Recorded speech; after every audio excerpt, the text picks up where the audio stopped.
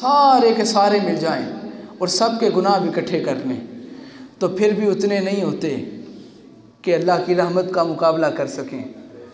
فرمایا تم اپنی سمندر کی جھاگ کے برابر بھی گناہ لے آؤ، وہ میری رحمت کا مقابلہ نہیں کر سکتی۔ فرمایا میں نے کہنا ہے جاؤ معاف کیا۔ ہائے ہائے ہائے، دیکھیں نا اللہ کے لیے کیا ہے کہ جتنے مرضی گناہ لے کے آ جاؤ، ایک ہی ہے نا، ایک ہی جملہ آئے گا جاؤ معاف کیا۔ تم ڈبل کر کے لے آؤ پھر بھی جملہ آئے گا جاؤ معاف کیا، تو کیوں نہیں بولتے یہ معاف کیوں کیا جا رہا ہے؟ یہ مصطفیٰ کے صدقے معاف کیا جا رہا ہے، اس سے زیادہ ہمارے پاس اور کیا ہے؟ فقط حضور کے صدقے شعبان کی رات ملی ہے تو حضور کے صدقے ملی ہے، لیلۃ القدر کی رات ملی ہے تو حضور کے صدقے ملی ہے، رمضان آ جائے گا تو ہر رات ملی ہے حضور کے صدقے، خدا کی ذات ملی ہے تو حضور کے صدقے ملی ہے۔ میرے آقا فرماتے ہیں توبہ کی، یہاں پر توبہ کی طاقت دیکھیں، کوئی سمجھتا ہے نا کہ میری وہ توبہ قبول نہیں ہوتی، یہاں پر داتا علی اجویری فرماتے ہیں کہ کوئی یہ نہ سمجھے کہ میں جو توبہ کر رہا ہوں اللہ نے مجھے توفیق دیا میرے سے راضی ہونے کے لیے میں پھر توبہ کر رہا ہوں۔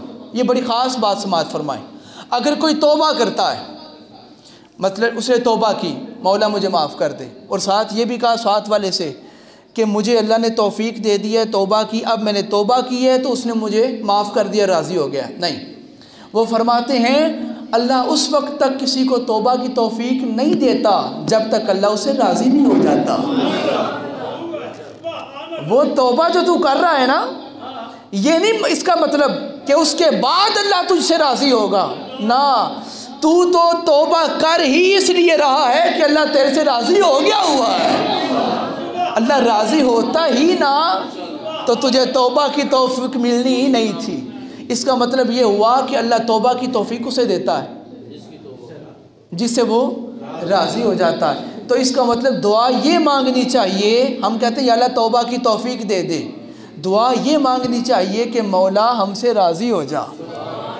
بولو نا سبحان اللہ یار سارے، مولا ہم سے راضی ہو جا، مولا ہم سے راضی ہو جا، تاکہ جس سے وہ راضی ہو جاتا ہے اسے توبہ کی توفیق بھی مل جاتی ہے، اسے نماز پڑھنے کی توفیق بھی مل جاتی ہے۔ کئی لوگ بڑا غرور کرتے ہیں، صوفی صاحب میں نہیں نماز پڑھی، ہاں کی آندے نے میں نہیں پڑھی، یہ دیکھ تیرا کمال ہے، یہ دیکھ کوئی تیرا کمال ہے؟ نہیں جی، یہ دیکھ تیرا اپنا کمال کوئی نہیں، تینوں توفیق نہیں ملی، تجھ سے وہ راضی نہیں ہے، وہ چاہتا ہی نہیں کہ یہ میرے پاس آئے، اتنا وہ تجھ سے ناراض ہے کہ وہ چاہتا ہی نہیں کہ یہ میرے مصلے پہ آئے، میرے سامنے کھڑا ہو جائے، اور جو کوئی مصلے پہ آ جائے وہ سمجھ جائے کہ میرا مولا مجھ سے راضی ہے، وہ سمجھ جائے میرا مالک مجھ سے راضی ہے۔ اب آخری بات سنیں اور ایمان تازہ کریں۔ میرے آقا فرماتے ہیں کہ ایک بندہ تھا اور وہ صحرا کے اندر گیا، بولیے کدھر؟ صحرا میں گیا، حضور مثال دے کر فرما رہے ہیں، اس نے اپنی سواری کھڑی کی، کہیں سفر کر رہا تھا اور اس کے اوپر اس نے اپنا سامان رکھا تھا، اور ایک درخت کے نیچے جا کے سواری کو باندھا، اور سواری کو باندھ کر وہ اس کے نیچے کچھ دیر کے لیے آرام کرنے لگا۔ جب اس کی آنکھ کھلی تو اس نے دیکھا کہ میری سواری جس پہ کھانا بھی تھا سامان بھی تھا، اور اس نے سینکڑوں میل کا سفر اس کے اوپر بیٹھ کر طے کرنا تھا۔ جب آنکھ کھول کے دیکھا تو سواری بھی کوئی نہیں، سامان بھی کوئی نہیں، تو اس وقت وہ کبھی تھوڑا سا دائیں بھاگا، پھر سامنے، پھر پیچھے، پھر بائیں کی طرف گیا، اسے نہ سواری ملی نہ سامان ملا، یعنی وہ سواری چلی گئی تھی۔ اب اس نے جب یہ سارا کچھ دیکھا پھر اس نے اندازہ کر لیا کہ اب سوائے موت کے میرے پاس کچھ نہیں بچا، اب سوائے موت کے میرے پاس، سارے بولیں گے تو جلدی سے بات کرتے ہیں، میرے پاس کچھ نہیں بچا۔ جب اسے پتہ چل گیا نا اب میں نے مرنا ہی ہے، پیدل چلوں گا پیاس لگے گی پانی کوئی نہیں پھر بھی مروں گا، یہاں رہوں گا تو بھوک اور پیاس سے پھر بھی مر جاؤں گا، اب آپ کے اندازہ کروں گا میں کہاں تک سننا چاہتے ہیں۔ اس نے ہاتھ اٹھائے، اس نے کہا مولا مرنا تو میں نے ہے ہی، اس نے کہا مولا جو میری پچھلی زندگی گزر گئی میں اس کی تمام گناہوں کی تجھ سے معافی چاہتا ہوں۔ اللہ اکبر، اس نے معافی مانگی، اس نے توبہ کی، آنسو بہائے، اور اس کے بعد اسے پھر نیند آ گئی، اور نیند آنے کے بعد وہ سو گیا، اور سونے کے بعد اس کی پھر آنکھ کھلی، اس نے دیکھا سواری پاس کھڑی تھی۔ بولیے، سواری پاس کھڑی۔ اب یہ حدیث آپ مکمل سنیں گے، آپ کو لطف آئے گا۔ سواری پاس کھڑی تھی، ہائی سب سامان اوپر تھا۔ جب اس نے اس اونٹ کو، سواری کو دیکھا بما سامان کے ساتھ، تو اس کی زبان سے خوشی کے ساتھ کیا نکلا؟ اس نے کہا مولا، اس نے یہ کہا اللہم، اے میرے مولا، انت عبدی، تو میرا بندہ ہے، وانا ربک، اور میں تیرا رب ہوں۔ اتنا خوش ہوا کہ میں تیرا رب ہوں اور تو میرا بندہ ہے۔ اب ایک جملہ کہوں گا، بہت بڑا جملہ ہے، یعنی جس کو اپنی زندگی نظر آ گئی، اسے اتنی خوشی ہوئی کہ اسے پتہ ہی نہیں چلا کہ میں کہہ رہا ہوں، میں اسے اپنا بندہ کہہ رہا ہوں، خود اس کا رب بن رہا ہوں۔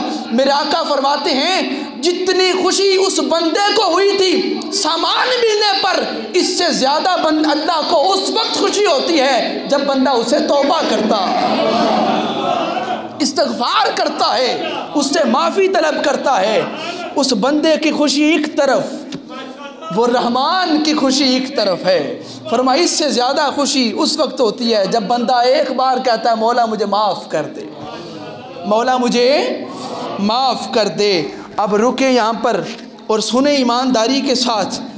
حضرت انس رضی اللہ تعالیٰ عنہ سے روایت ہے، یہ حدیث میں جب بھی توبہ کا مضمون ہو تو میں ضرور سنایا کرتا ہوں، دو لائنوں کی حدیث ہے۔ حضرت انس رضی اللہ تعالیٰ عنہ سے روایت ہے، آپ فرماتے ہیں کہ اعلان ہوگا کل قیامت کے دن، اعلان ہوگا، لائنیں بنی ہیں جنتیوں دوزخیوں کے لیے، سارے لائنوں میں کھڑے ہیں، اپنی اپنی باری کا انتظار کر رہے ہیں، اور حکم ہوگا ہر اس شخص کو جب دوزخ کے اندر ڈال دیا جائے، جنت میں چلے جائیں گے، اور ابھی کچھ انتظار بھی کر، اعلان ہوگا ہر اس شخص کو دوزخ سے نکال دو۔ فرشتوں، دوزخ کے اندر سے ان بندوں کو نکال دو کہ جنہوں نے ایک دن بھی مجھے یاد کیا ہو۔ میں آپ کو وقت دے رہا ہوں سوچنے کے لیے کہ میں نے کیا جملہ کہا، میں وقت اس لیے دے رہا ہوں تاکہ آپ سوچیں میں نے بات کیا کی ہے۔ ہر اس شخص کو دوزخ کے اندر سے نکال دو جس نے ایک دن بھی مجھے یاد کیا ہو، یا جس نے کبھی ایک بار بھی میرا خوف اپنے دل کے اندر لے کے آیا ہو۔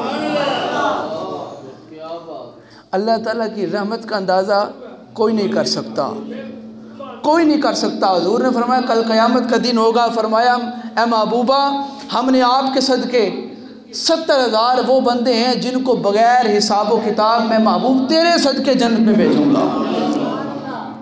اور اس سے اگلی حدیث یہ دیکھیں، اس کے ساتھ ہی ملی ہے پوری بات یہ ہے۔ فرمایا وہ جو 70,000 بندہ جنت میں جائے گا بغیر حساب و کتاب، بغیر حساب و کتاب جو جنت میں جائے گا، فرمایا ان میں سے ہر ایک کے ساتھ میں 70,000 بندہ جوڑ کے بھیجوں گا۔ ایک حدیث میں آتا ہے میں 3 لاکھ بندہ بغیر حساب و کتاب جنت میں بھیجوں گا، اور ہر ایک کے ساتھ 3 لاکھ بندہ بغیر حساب و کتاب جنت میں بھیجوں گا۔ مجھے خود وہ اب آپ نے بولنا ہے مل کے، یہ کس کے صدقے ہے؟ آمینہ کے لال کے صدقے۔ کس کے صدقے بولو؟ آمینہ کے لال کے صدقے۔ اللہ اللہ یا رسول یا نبی یا